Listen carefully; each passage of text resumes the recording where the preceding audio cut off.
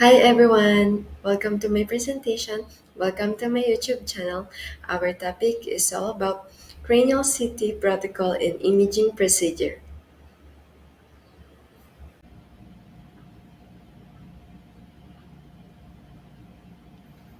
As we all know, CT or computed tomography is the primary imaging modality for emergent indications such as trauma and acute changes in neurologic status.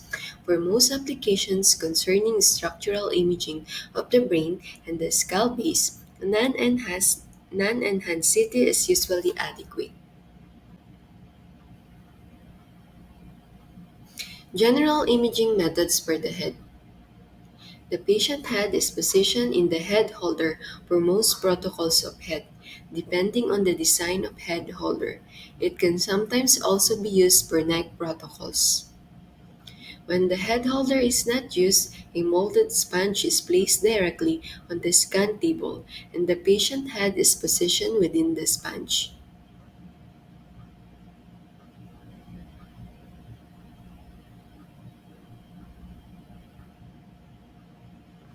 Okay, when the head holder is not used, a molded sponge or small wedge sponge is placed directly on the scan table or within the patient head. In all cases, the patient should be as comfortable as possible and immobilized as effectively as possible to prevent motion artifact on the images. This is often accomplished by placing small wedge sponges on either side of the patient's head. In most cases, it is not necessary to ask the patient to suspend breathing for CT studies of the head or neck.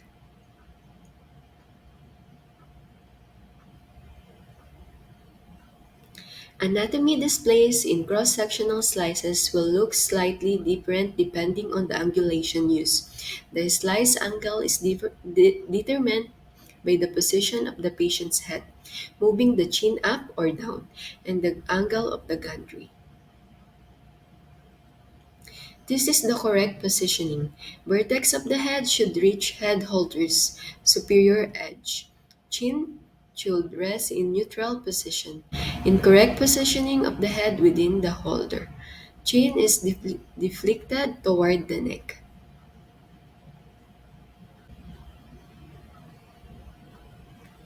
This image is the basic localization points and planes used in city positioning. Recent practice favor programming slices of the brain parallel to supraorbital meatal line rather than orbital meatal line to reduce radiation exposure to the lens of the eyes. It was once common to program the cross-sectional slices of the brain to be parallel to the orbitomeatal line. However, more recent practice favors using the supraorbital meatal line, also called the globulomeatal line, to reduce radiation exposure to the lens of the eyes. A disadvantage of many multi-detector CT systems is that they do not allow the gantry to be tilted when in helical mode. Therefore, eggshell, step, and shoot techniques are often used for routine brain imaging.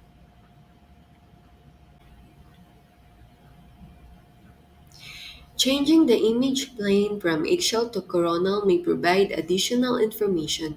There are two methods of achieving a coronal position of head scanning. One is to place the patient prone on the scanning table and ask the patient to extend the chin forward.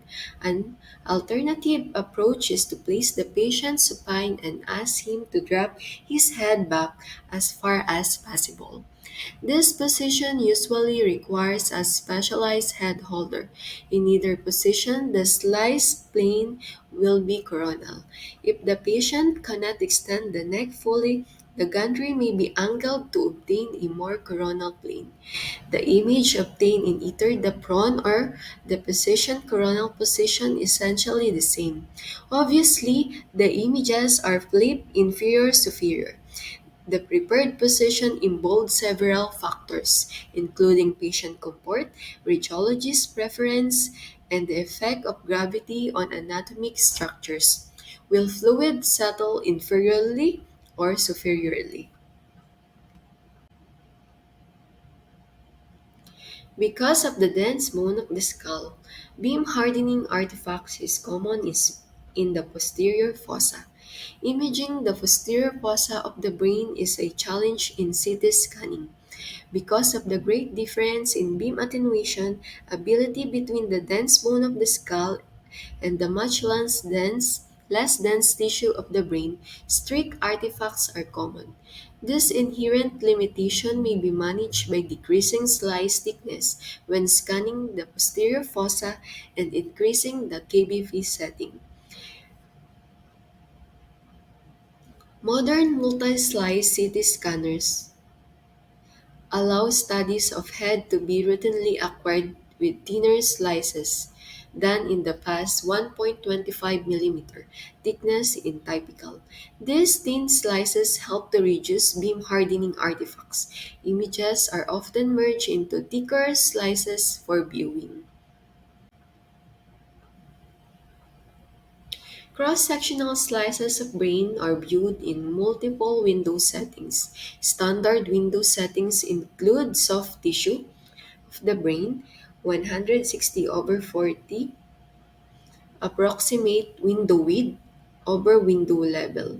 For slices in the posterior fossa, 100 over 30 for slices above. Bone, particularly on trauma or postoperative patients, 2,500 over 400. Blood, 200 over 60. In examination of the head, helical CT mode is usually mainly for the purpose of generating three-dimensional deformation or to minimize motion-related artifacts. In general, routine head studies are done using an axial mode and CT angiography or CTA. Studies of the head and neck are done using a helical mode. CT is the most frequent used initial examination for imaging of intracranial hemorrhage. The appearance of an ICH or intracranial hemorrhage will change with the passage of time. This is because the red blood cells within the hemorrhage begin to deteriorate within the several hours after leaving the vasculature.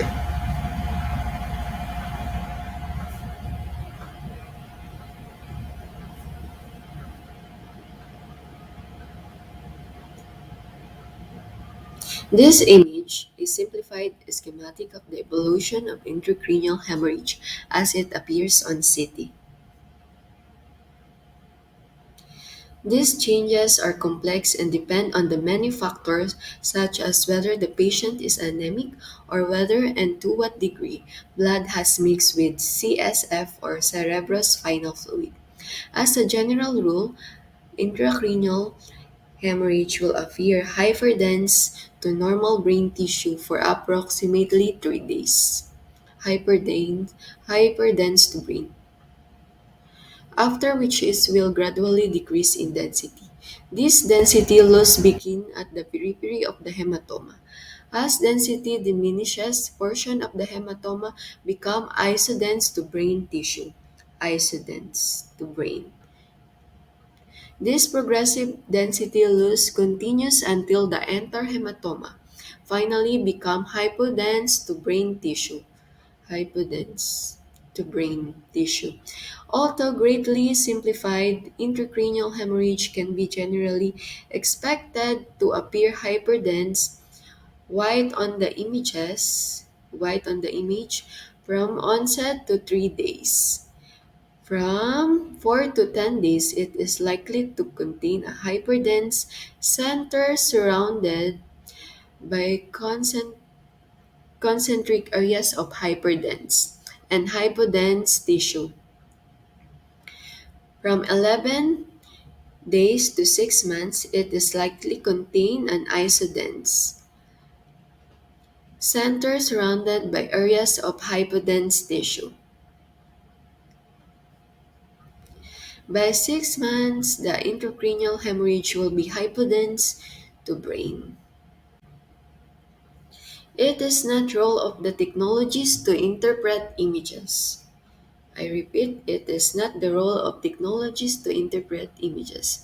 However, it is important that technologies recognize certain potentially critical pathologic changes so that when present, can be brought to the attention of a radiologist. Most patients with an intracranial hemorrhage are seen through the emergency department, where images are reviewed by radiologists and reported on quickly. Some patients, particularly those with less acute presentation, for example, the headache, may arrive in the CT department as outpatients department. In this situation, the technologists can play a vital role by bringing the scan to the radiologist's attention so that this patient receives prompt medical attention.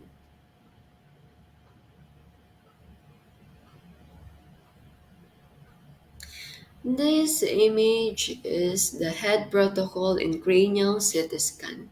Example of clinical indications: without contrast, intracranial hemorrhage, early infarction, dementia, hydrocephalus, cerebral trauma. Without and with contrast: mass, lesion, arteriovenous malformation, metastasis, aneurysm. For symptoms of headache, seizure. Okay, this is the Scout. We are using Scout cranial CT scan, AP and lateral, scan type, eggshell, scan plane, transverse, start location just below skull base, and location just above vertex. IB contrast or intravenous contrast. If contrast is ordered 100 ml at 1.0 ml per second, scan delay is equal to 5 minutes. Oral contrast, none. Without reference angle gantry parallel to supraorbital meatal line, avoid lens of the iris. DFOB or displays field of view 23 cm. Scan field of view or SFOB to head. Algorithm standard window settings 140 window width over 40 window level posterior fossa or 90 window width over 35 window level vertex. Okay, gantry rotation time in 16 detector protocol 2.0 seconds, 64 detector protocol 1.0 seconds. Acquisition detector width times number of detector rows is equal to coverage. In 16 detector protocols, this one, 64 detectors protocol, this one, reconstruction, slice thickness over interval, in 16 detector, this one, in 64, this one, KBP over MA, posterior fossa, 16 detector 140 over 150, 64 detector 140 over 330,